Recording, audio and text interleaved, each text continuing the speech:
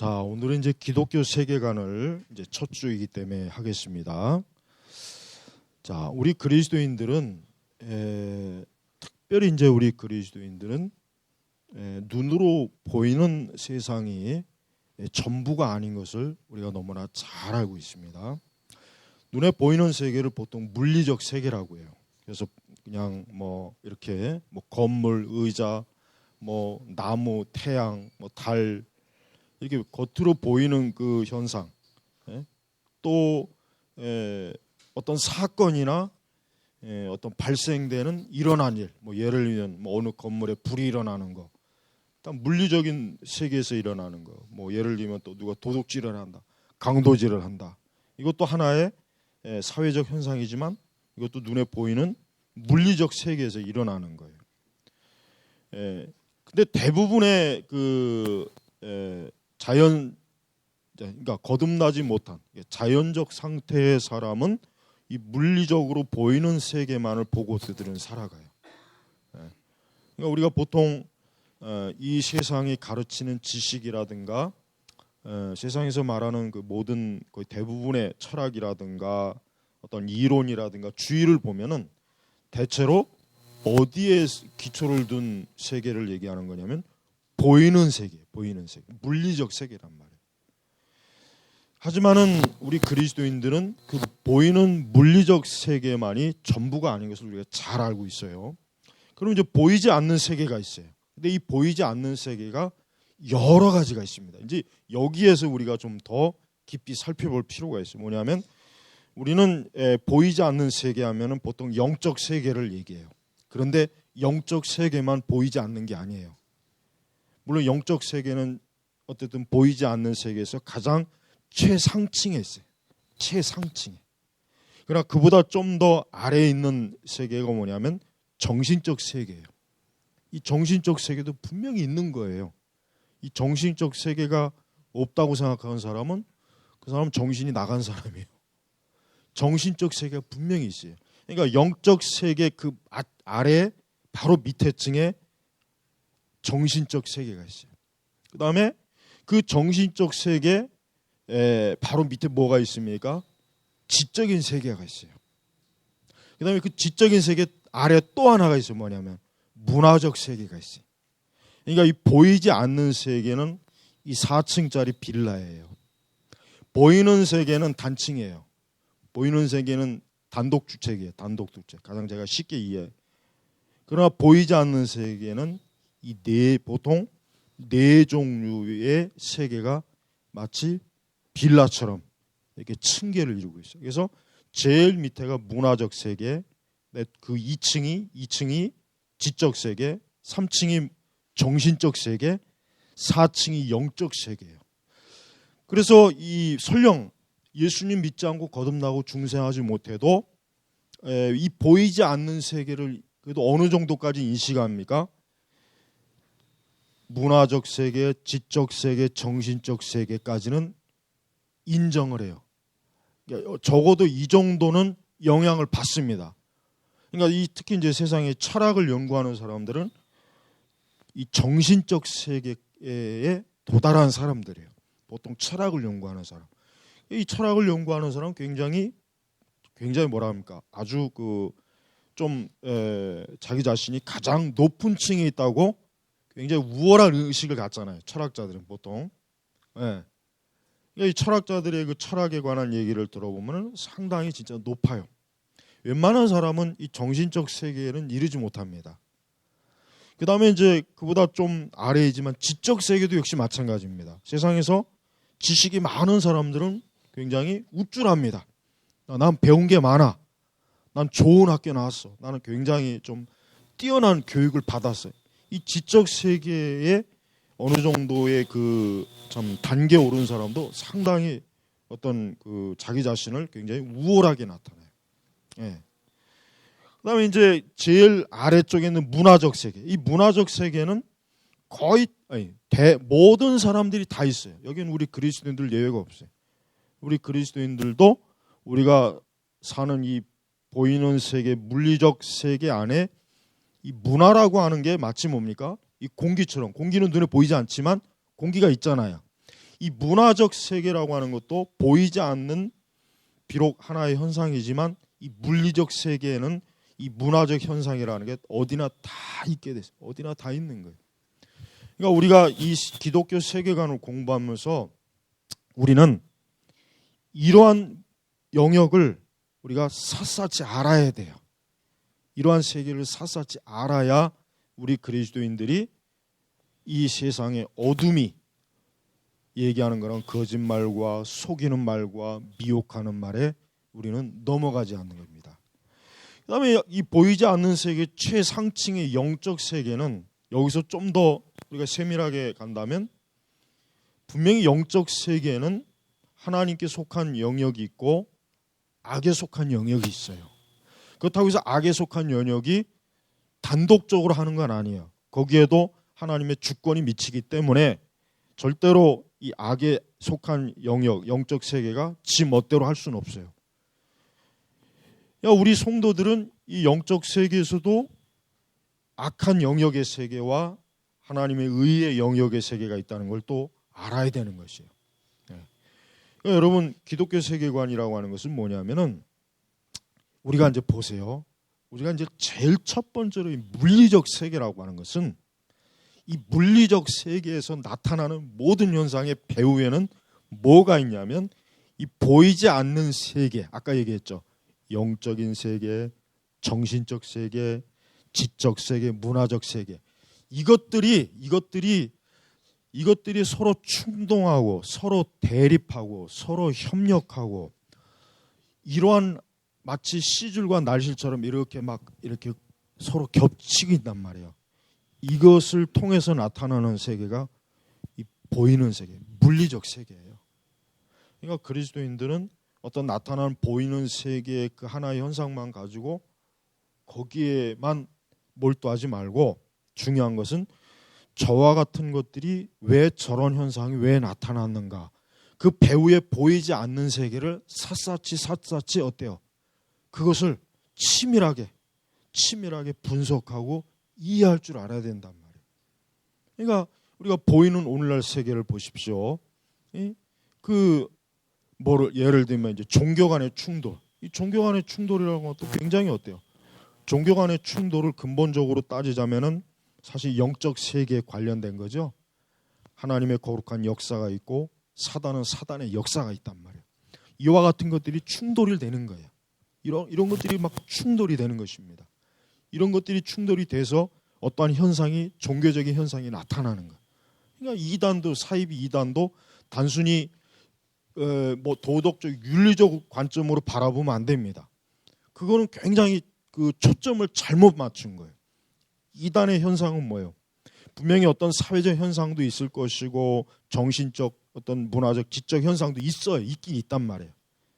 그게 없는 건 아닌데 가장 중요한 것은 영적인 배후에 뭐예요? 악한 영, 이 사단의 영이 역사해서 이단은 생겨나는 거란 말이에요.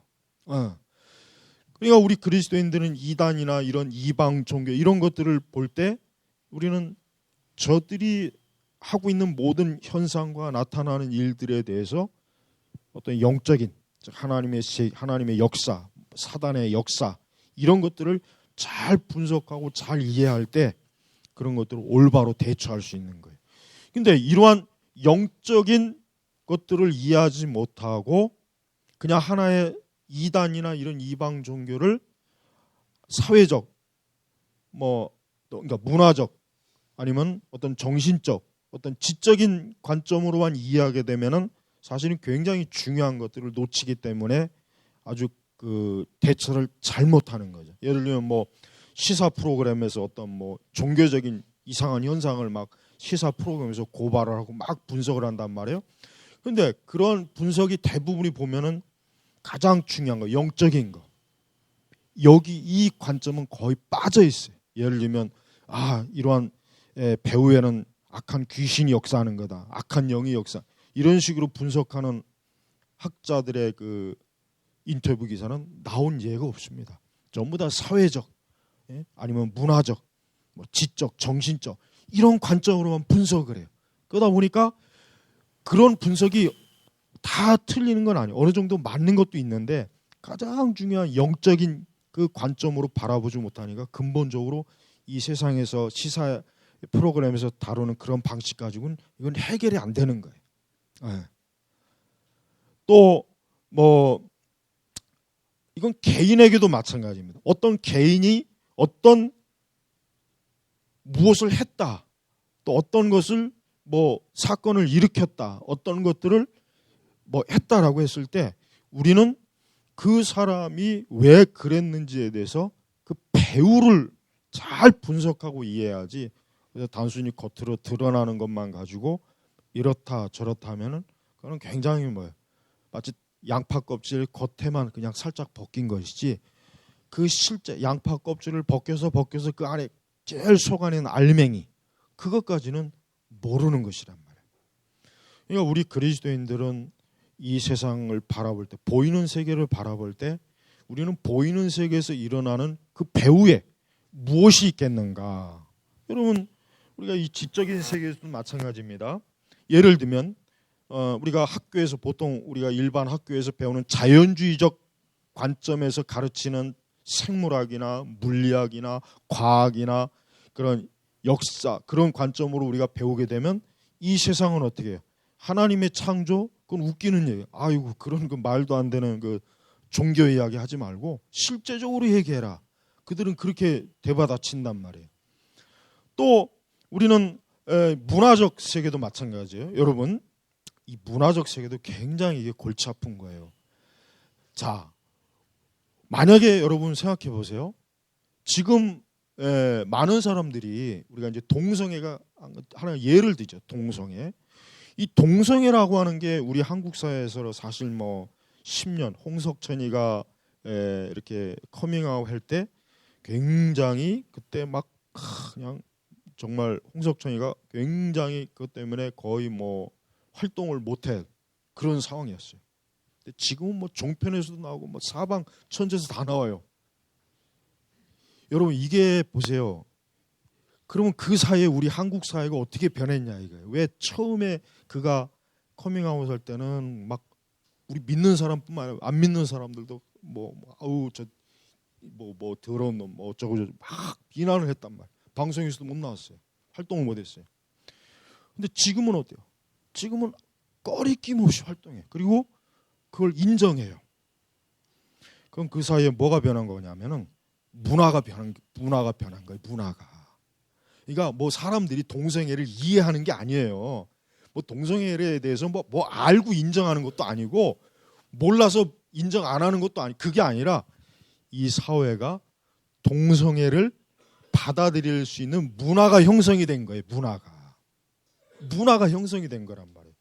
그러니까 누구나 다 이제 지금 만약에 난 동성애 이건 아니야 지저분해 더러워 이거 하려면은 어떤 취급을 받냐면 원시인 취급받는 거예요. 쟤는 문화가 뒤떨어져 교양이 없어.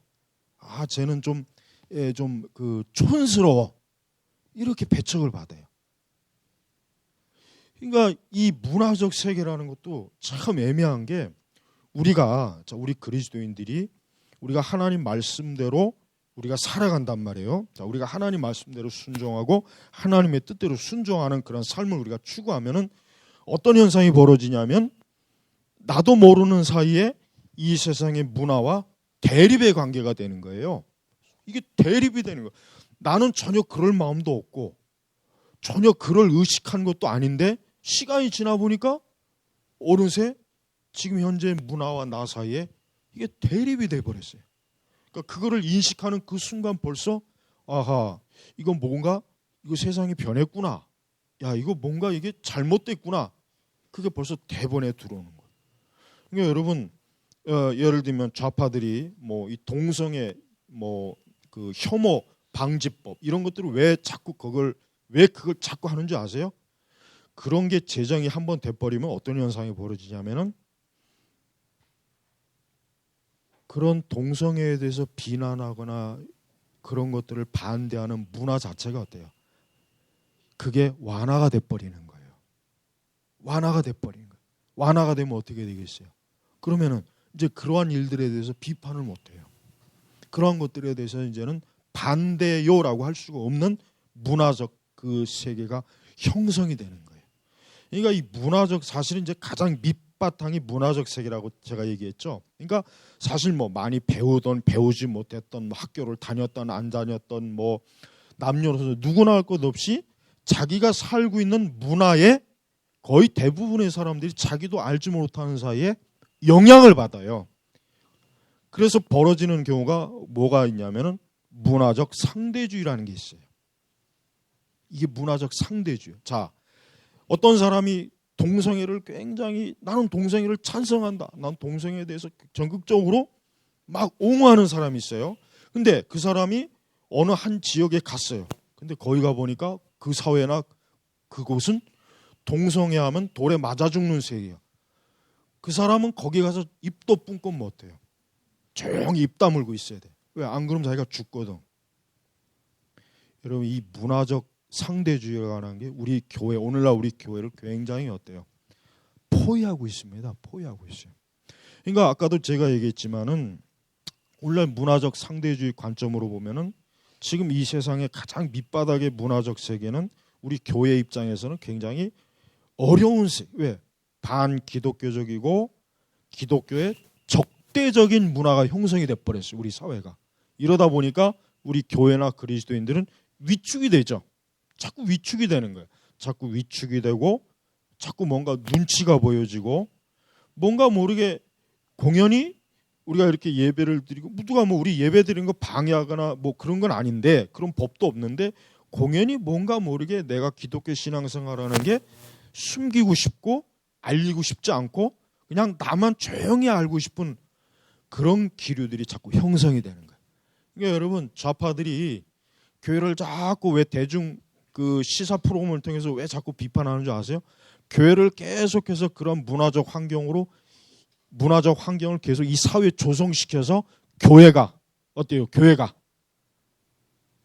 교회를 감옥에 가두려고 하는 거예요. 이 문화적 세계라고 하는 이 교회 이 감옥에다가 교회를 가둬놓으면은 그러면 뭐야? 마치 여러분 코끼리를 훈련시킬 때 어떻게 하냐면은 어릴 때부터 말뚝에다가 이렇게 딱 묶어놓는다. 말뚝에다 이렇게 묶어놓는다고 하더라고요. 그러면은 이 코끼리가 크잖아요. 그럼 근데 어릴 때부터 말뚝에다 묶어놓고 키우는 코끼리는 나중에 덩치가 산만해도 뭐요? 항상 그 말뚝에 매어 있었기 때문에 그 말뚝을 두려워해요. 무서워하는 거예요.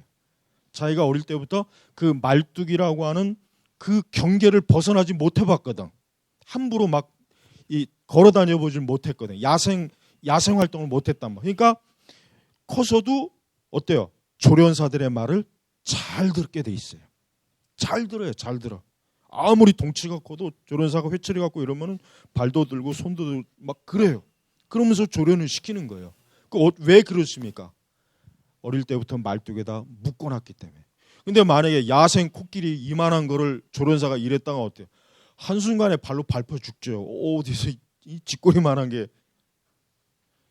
여러분 우리 한국 이 사회가 오늘날 우리 세상이요. 우리 한국뿐만 아니라 특히 우리 한국은 더 심하죠. 이 좌파들 때문에.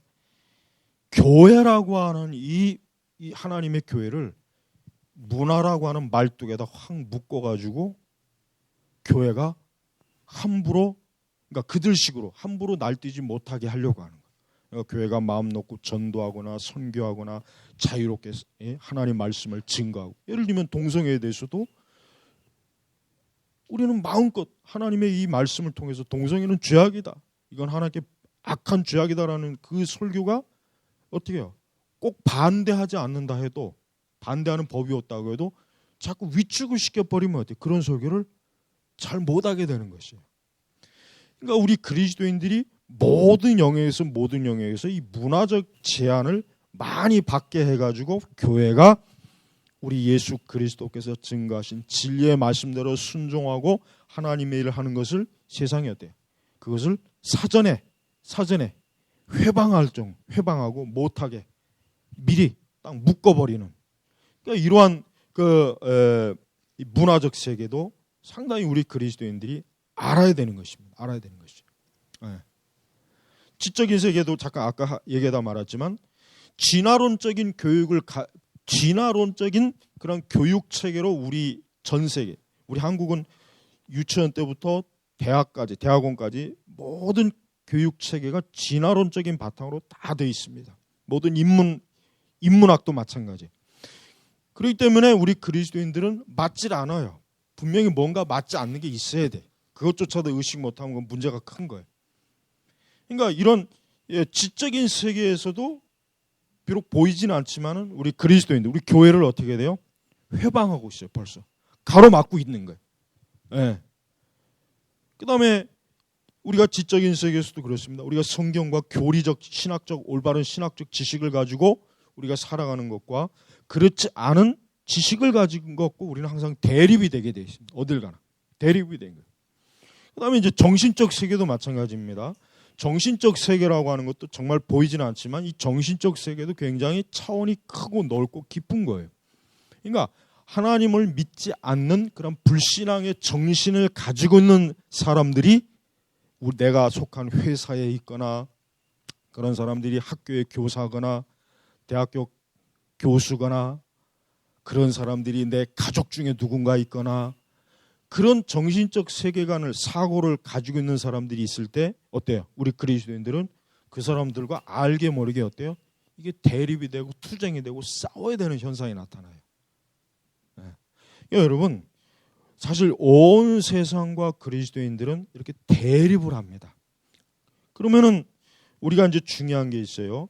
사실 지금 우리 대부분의 그리스도인들은 지금 이와 같은 영역이나 이와 같은 이 세계관, 이와 같은 보이는 세계와 보이지 않는 세계에 대한 인식 자체가 없습니다. 사실은 거의 없어요. 거의. 왜? 교회에서 기독교 세계관을 안 가르쳐주기 때문에 모르니까 그냥 이런 걸 아예 생각을 못하고 살아요. 그냥 머리 뒤밀고 무작정 그냥 하나님 잘 믿으면 되지, 뭐 예수님 잘 믿으면 되지, 그냥 그러고만 살고 있는 거예요. 그러다 보니까 사실은 어때요? 백전백패하는 거예요. 자꾸 보이지 않는 세계의 이 반기독교적인 영향, 문화와 정신과 지적인 체계 앞에서 그리스도인들이 형편없이 무너지는 거예요. 싸움에 지고 있어요. 이용당하고 있어요. 그러니까 이것에 대해서 우리가 알아야 되는 거예요. 그러니까 우리가 왜 기독교 세계관을 배워야 되냐면 우리가 이러한 것들에 대해서 어때요? 소극적이 되면 안 돼요. 또 모른 척하면 안 되고 무지해서도 안 되고 침묵해서도 안 돼요. 우리는 적극적으로 우리가 속한 이 거룩한 우리는 예수 그리스도를 따르는 그리스도의 제자요. 우리는 그리스도인입니다. 우리는 하나님의 사람이에요. 우리는 하늘에 속한 사람이에요. 우리는 영적인 영역에서 우리는 살아난 사람이고 거듭난 자고 생명 있는 사람이란 말이에요. 그렇다면 이 불신앙의 세계, 우리를 반대하는 정신과 문화와 지적인 그런 무기를 가지고 우리를 넘어뜨리거나 우리를 속이려고 하거나 우리 교회를 해치려고 하거나 무너뜨려 이러한 것들에 대해서 우리는 어떻게 됩니까? 단호하게 맞서야 되는 거예요. 맞서야지 그냥 아무 생각 없이 그런 것들을 받아들였다가는 어떻게 되겠습니까? 정말 큰 낭패를 당하겠죠. 어려움을 당하지 않겠어요? 그래서 여러분 우리는 윤리, 도덕, 가치관, 실제, 문화, 종교, 교육 하여튼 이 모든 영역에서 우리는 바로 보이는 세계와 보이지 않는 이런 세계 안에 있는 내재에 있는 이런 것들이 안에 있는 이런 것들이 계속해서 충돌하고 거기서 어떤 결과가 발생이 되는 거예요. 그러니까 우리 그리스도인들은 정말 날마다 깨어 기도해야 되겠고 진리를 하나님의 진리의 말씀으로 바르게 이해하고 바르게 분석하고 바르게 판단할 줄 알고 올바르게 계산할 줄 알고 이러한 것들이 즉 보이지 않는 세계에 있는 이러한 다양한 그 네 종류의 층에 있는 것들에 대해서 역시 우리가 알아서 마귀가 사단이 또 참 이 적그리스도의 영 흑암의 세력들이 언제 어느 때 우리를 어때요? 실족해 하거나 시험에 들게 하거나 죄를 짓게 하거나 또 미혹하게 할지에 대해서 우리가 잘 방어해야 된단 말이에요. 그래서 여러분 우리는 이런 적그리스도적이고 반기독교적인 세상에 대해서 우리가 어떻게 살 것인가, 어떻게 이와 같은 것들을 대할 것인가. 갈수록 우리 교회나 우리 그리스도인들이나 우리 하나님의 이 백성들에게 있어서 이 적대적인 환경이 조성되는 이 세상에서 우리가 어떻게 이 모든 것들에 대해서 빛의 자녀로서 거룩하고 경건하게 하나님의 자녀로서 온전하게 살 것인가. 그러니까 이런 문제들이라고 하는 것은 정말 산더미 같은 거예요. 특히 우리나라 같이 이렇게 지금 참 굉장히 이 문화가 굉장히 대중 문화가 아주 극도로 발달되고 퇴폐적이고 또 이념적으로도 극한 대립을 지금 갖고 있고 또 특별히 이제 아까 얘기했지만 이 문화적 상대주의 핵심이 뭡니까? 사람은 자기가 속한 문화에 순응해야 된다 이거예요. 쉽게 얘기하면 우리 사회가 동성애를 옹호하는 사회면은 다 거기에 협력해라, 거기에 동조해라. 너 혼자 그렇게 송곳처럼 삐져나오지 말아라, 반대하지 말아라. 이 문화적 상대주의는 상당히 우리 그리스도인들에게 굉장히 교묘하게 압력을 주고 있어요. 압력을. 근데 그 압력을 받는다는 생각도 하지 못하는 사이에 내 자신이 그 압력에 굴복되는 거. 이게 제일 무서운 거예요. 이게 제일 차라리 압력을 느끼면 좋은데 이 압력조차도 느끼지 못하게 나 자신이 그 문화에 동조하는 거, 호응하는 거. 이게 골치 아픈 것이란 말이에요. 사실 그것뿐이 아니죠. 그것뿐이 한두 가지가 아닙니다. 모든 교육도 마찬가지예요. 예를 들면 제가 난 우리 애들 학교 안 보내고 싶은데 근데 이 문화는 어때요? 우리 사회 문화는 모든 자녀들을 공립학교에 보내야 된다라고 하는 문화가 이미 벌써 오래전에 형성이 돼 있단 말이에요. 그러니까 안 보내면 뭔가 비정상적인 부모, 아동 학대를 하는 부모, 뭔가 문제가 많은 괴팍한 음흉한 부모 이렇게 인식이 돼버려요. 이게 참 골치 아픈 거예요. 그러니까 울교 겨자 먹기로 학교를 마지못해 보내.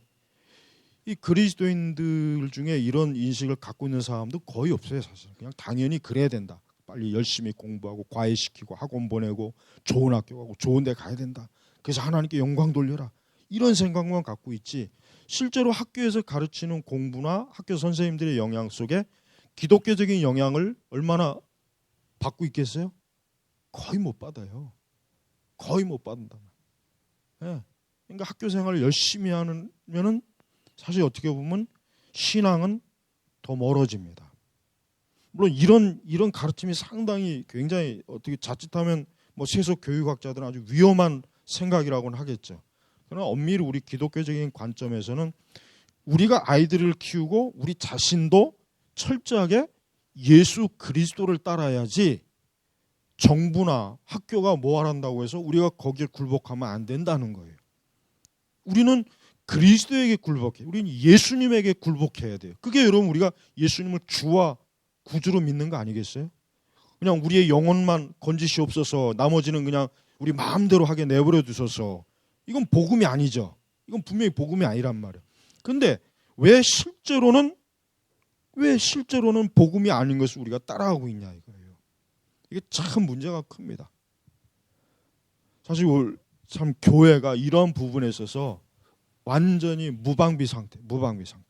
그러니까 실제로 이렇게 예배당 와서 예배를 드리고 제자 훈련 받고 성경 공부를 해도 실제로 모든 영역은 이 세상이라고 하는 반기독교적인 문화와 그런 세력에 다 내줘 버렸어요. 다 내준 거예요. 다. 여러분 시간이 짧아서 이제 더 이상 못 하겠지만은 우리가 예수님을 따른다는 것은 모든 영역에서 예수님을 주인으로 모셔야 돼요. 절대 이 세상의 문화나 이 세상의 주류가 우리를 지배하지 못하게 우리는 막아야 돼. 대항을 해. 저항을 해야 돼요. 저항을 해야 된다고. 거기에 옹호하면 안 돼. 거기에 굴복해서도 안 된다고요.